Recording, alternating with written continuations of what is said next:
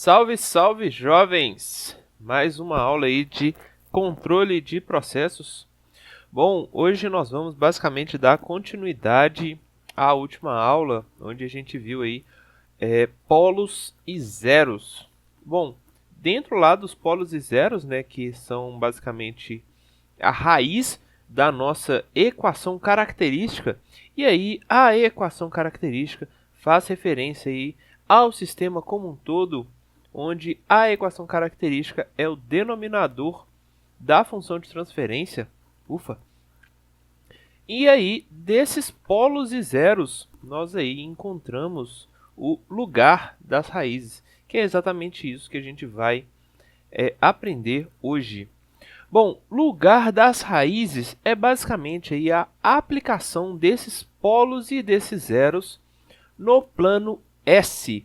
E aí, vocês já sabem, então, calcular os polos e os zeros. Agora, basta colocá-los aí no nosso plano S, como se fosse um gráfico, basicamente. Bom, se vocês se lembram, esse nosso plano S, ele está aí associado ao eixo sigma, que vai ser o nosso eixo real, e ao eixo j ômega, que é a parte imaginária desse nosso S. Bom, e aí, baseado nesse plano S, a gente vai conseguir aí descobrir diversas coisas, diversas informações sobre esse nosso sistema. Bom, então vamos lá considerar aí um primeiro caso, um caso qualquer aí, uma função de transferência dada aí por essa g de S sobre 1 mais g de S h de S. E aí vocês sabem, né, que aqui o denominador é a equação característica e esse denominador vai estar falando aí para a gente tudo o que está acontecendo nesse nosso sistema. É daqui que a gente vai tirar aí os nossos polos e os nossos zeros. Bom, nesse caso aqui especificamente, a gente vai trabalhar aí com entradas em impulso. O que vai ser a ideia, né, dessa entrada em impulso? Lembra lá do impulso, né, que é uma força alta, grande o suficiente em um tempo extremamente curto. E aí, esse impulso ele vai falar aí para a gente como que o nosso sistema está reagindo, tá? Isso será o nosso estudo de caso. Bom, vamos considerar aí o primeiro caso, onde a gente foi lá, calculou os nossos polos e os zeros, e de repente a gente encontrou que existe uma raiz nessa nossa equação característica que ela ficou exatamente em cima desse nosso eixo sigma. E além disso, esse S ele apareceu lá como um S maior do que zero.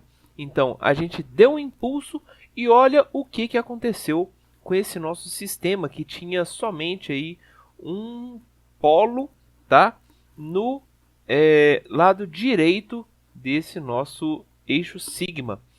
Bom, a gente deu um impulso e, de repente, esse sistema foi e instabilizou. Ele se tornou instável. Ou seja, seria mais ou menos assim. Você está lá, pega um sistema e de repente dá um peteleco nele, dá um empurrão para ver o que ele vai reagir. E ele simplesmente desmaiou. Seria mais ou menos essa ideia. Ou aquela ideia lá do cone, né? Você tentou colocar ele lá para estabilizar e ele de repente caiu. E ele perdeu o controle, ou seja, ficou instável. Bom, existe aí, nesse caso, né, a gente está falando que o S deu maior do que zero. Bom, se por um acaso a gente obtivesse aí um S igual a zero, o que aconteceria nesse sistema? A gente dá um impulso nele e ele vai responder aí de uma forma constante. Ou seja, ele ficou naquela dele, não mexeu, não ficou instável, não estabilizou, ele simplesmente ficou na dele, constante, sem muitas alterações. E aí, um terceiro caso seria valores dessa nossa raiz serem menores do que zero, ou seja, um S aí com sigma menor do que zero. E aí perceba que esse nosso eixo sigma, ele é grande, e aí ele pode ter valores de S distintos. E aí, qual que é o principal ponto que vocês precisam perceber? Olha, do lado esquerdo desse nosso eixo sigma, ou do lado esquerdo aqui do eixo J ômega, né, onde a gente tem o sigma negativo, se os valores de S foram pequenos referentes aí, ao S menor do que zero, então, por exemplo, vamos falar aí um S igual a menos 1, menos 2, ou seja, valores relativamente pequenos.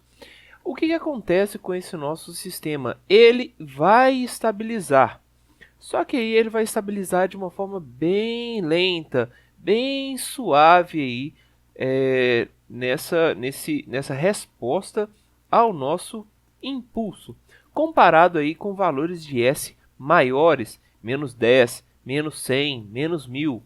E aí, o que acontece? Esse nosso sinal de impulso, após a gente dar o impulso nesse nosso sistema, ele vai ser absorvido de uma forma muito rápida, ou seja, rapidamente você já vai nem perceber que o seu sistema está ali reagindo ainda a esse impulso. Então, quanto menor for o valor de S, mais rápida será aí a estabilização desse nosso sistema. Bom, percebam que nesses casos que eu estou colocando aqui, a gente só está falando de sigmas de S, na verdade, exatamente em cima do plano do eixo sigma, tá? Então, do lado direito, sigmas positivos, a gente tem aí um sistema instável. Sigmas do lado esquerdo, a gente tem sistemas estáveis. E quando ele é exatamente zero, ele vai ter uma resposta aí constante no tempo, tá? Bom, esses casos aqui são a gente pode vê-los, né, em sistemas aí muito simples, por exemplo, sistemas de primeira ordem. Bom, e aí quando a gente tem um fator aí referente ao nosso J ômega? Bom, se vocês já calcularam isso, raízes que possuem uma parte imaginária, elas serão sempre conjugadas, ou seja, vai aparecer aí uma raiz na parte positiva do J ômega e uma parte negativa do J ômega, tá?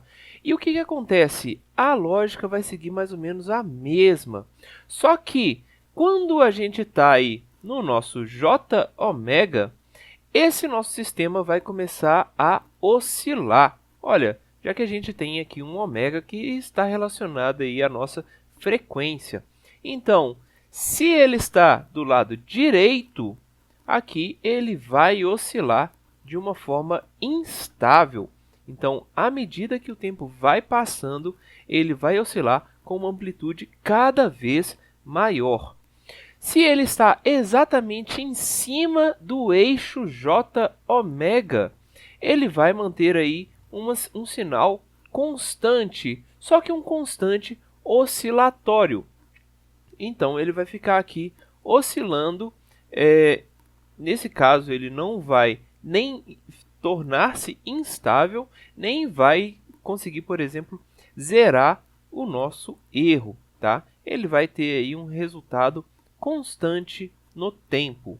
E, por fim, se a gente está do lado esquerdo desse nosso eixo sigma, onde a gente tem aí um sigma negativo, então ele vai oscilar de forma a reduzir a amplitude, ou seja, ele vai estabilizar.